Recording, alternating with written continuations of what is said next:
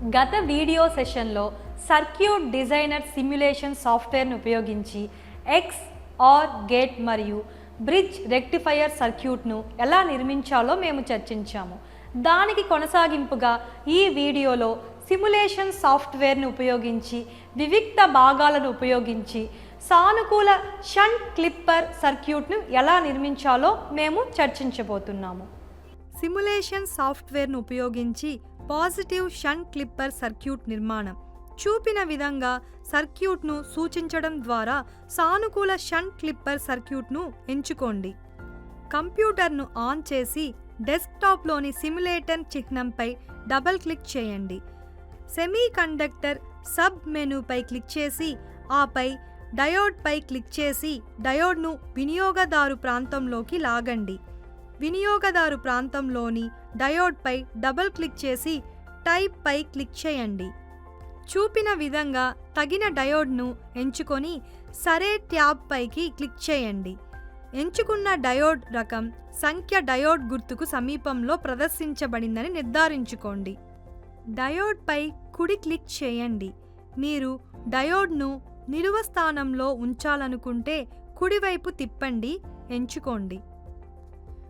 రెసిస్టర్ను ఎంచుకోవడానికి basic మెనూపై click చేసి రెసిస్టర్పై క్లిక్ చేసి రెసిస్టర్ను వర్క్ స్పేస్ ఏరియాలోకి లాగండి.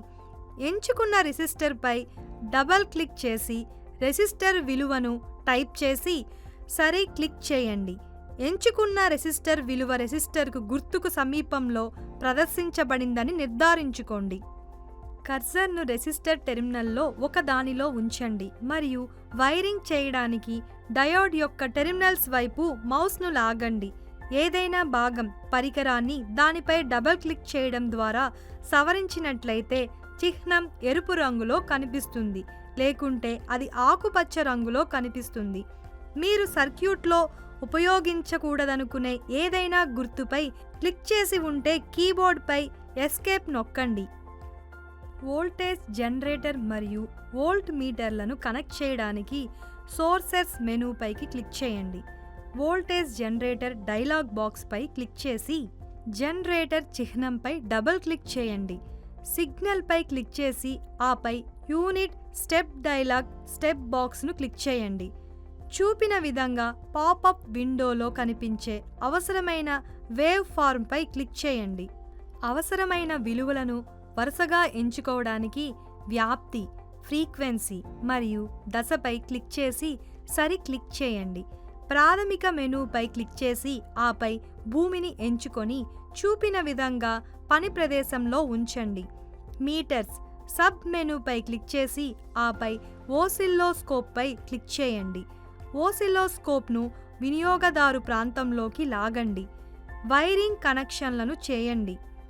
మీ సర్క్యూట్ మరియు అనుకరణ పారామితులను సెటప్ చేసిన తరువాత అనుకరణ టూల్ బార్లోని తగిన బటన్పై క్లిక్ చేయడం ద్వారా అనుకరణను అమలు చేయండి.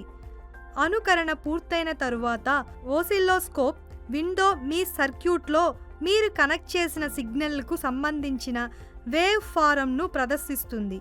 మీ సర్క్యూట్ ప్రవర్తనను అర్థం చేసుకోవడానికి మీరు వేవ్ ఫార్మ్లను విశ్లేషించవచ్చు. సిమ్యులేషన్ సాఫ్ట్వేర్ను ఉపయోగించి సాధారణ సిరీస్ క్లిప్పర్ సర్క్యూట్ను ఎలా నిర్మించాలో చర్చిద్దాం. కంప్యూటర్ను ఆన్ చేయండి. సర్క్యూట్ సిమ్యులేషన్ సాఫ్ట్వేర్ తెరవండి. దశలవారీ విధానాన్ని అనుసరించండి మరియు సిగ్నల్ సోర్స్, రెసిస్టర్, డయోడ్ మరియు గ్రౌండ్ను ఎంచుకోండి. డయోడ్ సాధనాన్ని ఎంచుకోవడానికి మరియు డయోడ్ను ఉంచడానికి ప్లేస్ మెనూను ఉపయోగించండి.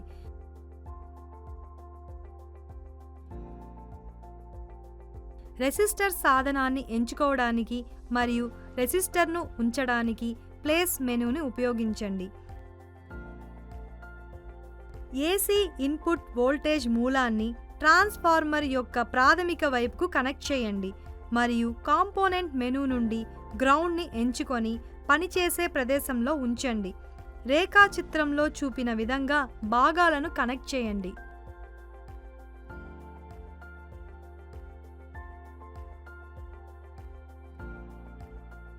స్టిమ్యులేట్ మెయిన్ మెనూపై క్లిక్ చేసి ఇన్స్ట్రుమెంట్స్ సబ్ మెనూను ఎంచుకొని ఓసిల్లోస్కోప్పై క్లిక్ చేసి ఆపై చూపిన విధంగా కనెక్ట్ చేయండి.